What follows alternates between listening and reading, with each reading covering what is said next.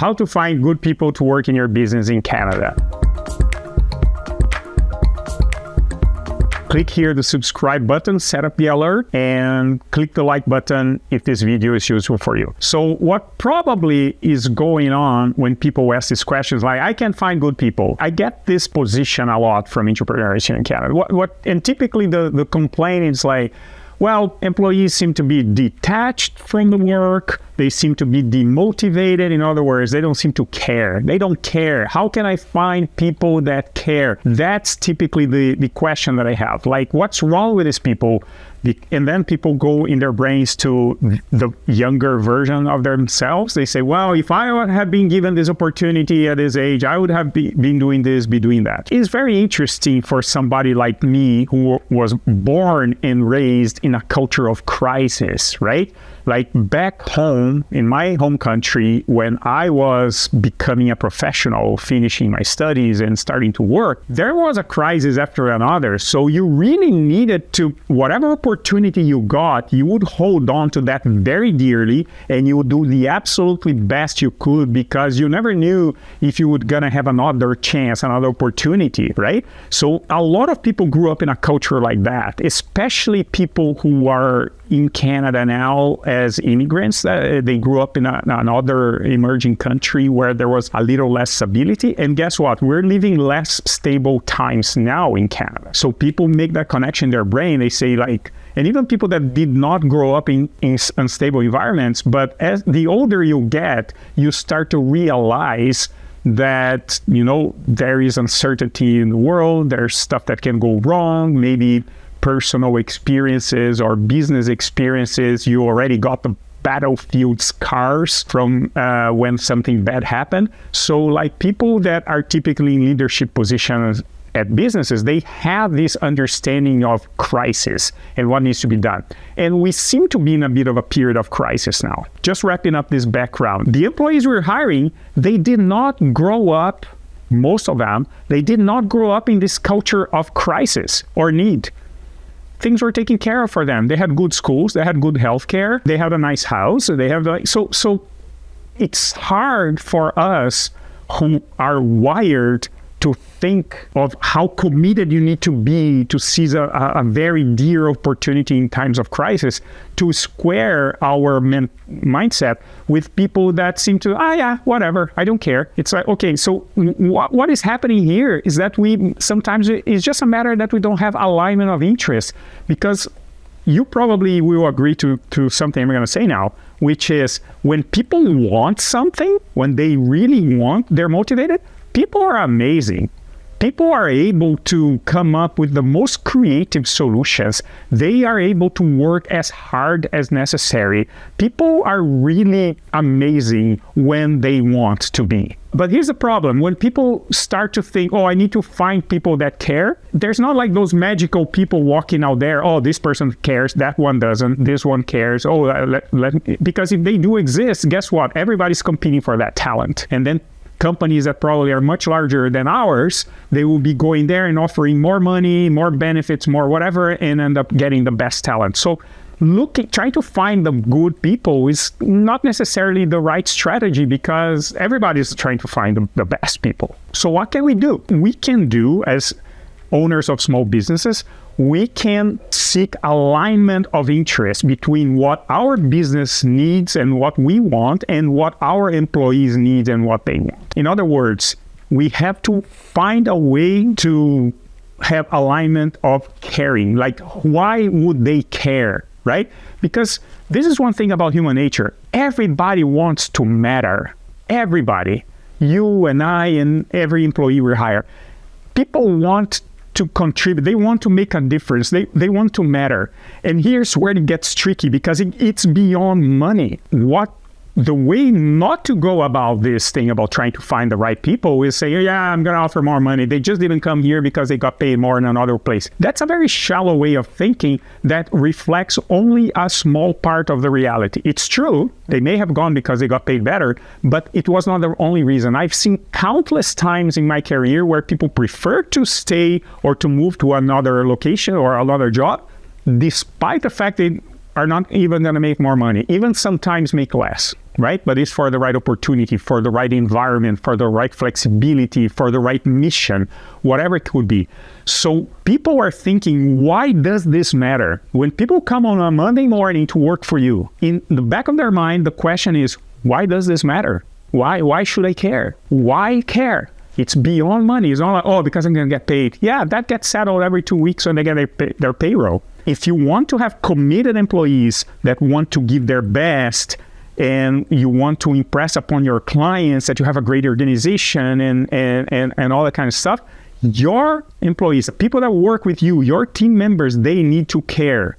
And you need to be curious about what matters to them. People are not cogs. People are not little, cogs in a gearbox that we replace, just put another one and go, or little boxes in an org chart and say, here's your job description, go there and do it. People are going to say, yeah, sure, whatever, right? People are going to do the minimum so they don't get fired and get a little bit of bonus or something, right? But when people are committed to a mission, when they care, when they think they matter, then you unlock a wonderful potential. Okay, what can we do then? What can we do? I say, oh my God, this is getting poetical. I don't know, whatever. I have a small shop here and I just need to find good people. Okay, let's come down to earth then. Okay, how do we find good people then? First thing we need to find good people then is like, we just need to have a very well-structured job description, onboarding process and all that, because it comes across when we interview people, they want to know where they're going to fit. If you see their eyes starts to brighten because they say, wow, that's what I'm going to do. Oh, that's pretty cool. I really want to work for you. You start to win them even before they come to work for you, and certainly before they get their paycheck. Again, it's not just about the money. If you really want to get good people, you need to get their hearts. It's why does it matter? Why do I matter? Why does my work matter? If they understand that and they believe in that, you got them. You got them and you're going to get a great business. And it all starts with having a structured message that can be used in the onboarding, but even in the hiring, even in the job description, the job posting, whatever. Not just, I want somebody that knows how to work this machine and do this. And can you do this? Yeah, sure. You're going to find a lot of people that can do that. But do they want to do it? Do they think it matters? Do they care? Or they're just in for the money and just say, I need to pay my bills. So it's like the structured onboarding is one thing. The other thing is having very clear expectations, because people like to advance. I saw somewhere, I don't know if it's attributed to Albert Einstein, but there's this saying, this quote that says, humans are like bicycles. We're only in balance if we are in motion. If we're moving, then we are balanced. But if we stop, we fall. So that means everybody wants to grow, wants to move towards something, right? Your job, what you do Monday to Friday, whatever, your shift, you want to feel that you are moving towards some goal. And if that goal is aligned, your personal goal with the goal of the business, then you put your heart in your work. So having clear growth expectations, performance expectations, and ask them to confirm, is that what you want? And does it make sense to you? Is there anything else you wanted to accomplish in this period? This is some things that we need here, but we really want you to be part of it. What do you have to contribute? Like, bring people on board. And it's amazing. People are really, really smart when they want to be. When people have their intentions directed at something, it's amazing what human beings can pull. And then once they are working for you or with you in your business, it's a matter of keep nurturing that relationship to maintain this alignment. If you want to find good team members, if you want to keep good team members, come on board here in our Your Business in Canada platform. We're going to guide you and be with you throughout the process. One thing that needs to be done as well, to see if somebody's a good fit or not, is that we need to think about two gaps that naturally are going to happen when we're trying to hire people. First, there's a generational gap. Typically, not always, but typically, the person hiring is going to be a bit older than the people being hired. It's kind of almost natural in most cases, with some few exceptions. So what ends up happening there is that there is a generational thing here. Like, what used to be important when my brain was shaped as a young professional is different from the current reality that people are facing, people that are coming to the market now. It's not about getting good grades, good degree, good job anymore, like it used to be when I started my career. It's today people live in this gig economy. I mean, there's high turnover. They don't know if the company is going to let them go. There is tariffs, there is mergers, there's, there all this culture of startups, people making tons of money with startups. Yeah, should I do that? Should I not? Like there's multiple roles in society. Used to be when I graduated, my only goal was like to make money and that was it. You have to be the provider, right? As a man in the 90s. And so that completely changed, right? Young men today, they also want to be good fathers. They want to contribute to their environment. They want to go to the gym and have, like low body fat. They want to, so there's multiple pressures on your employee. And the people that you're hiring, they're not, the main thing in their lives is not just to add to your bottom line anymore.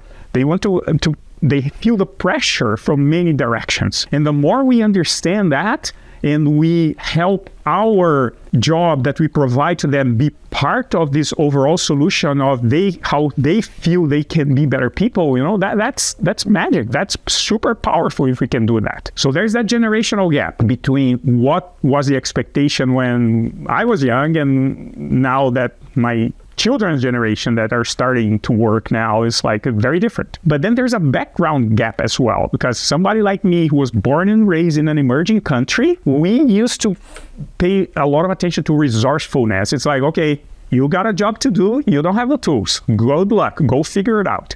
And there was a lot of this resourcefulness that was important. So versus I see in a place like Canada, children from very young age, they're used to having the resources around them. So when they come to work for you now, you are expecting them to be resourceful, just go figure out, and they're expecting, but where are the tools? So it's important to understand that dynamic a little bit. And also, in terms of the fear of looking bad, it's very different from back home and from here, right? In terms of this background gap. Like back home is like, oh my God, I can't look bad. My boss doesn't like me. Here's like, okay, sure, my boss doesn't like me. I'll go and find another job. I'm not going to work for this type of person. Or the other way around is like the boss saying, oh my God, if this person shows up with that, wearing that type of t-shirt, it reflects poorly in the company. Versus in Canada, it's sometimes a more informal environment that doesn't matter much, right? And like people don't care so much about how somebody looks, right? In Canada versus back home. So all these little nuances. And remember, if you want to find and retain and develop good team members so your business can flourish, one thing we can do, you can come on board our platform, Your Business in Canada, and we're going to be by your side throughout this whole process.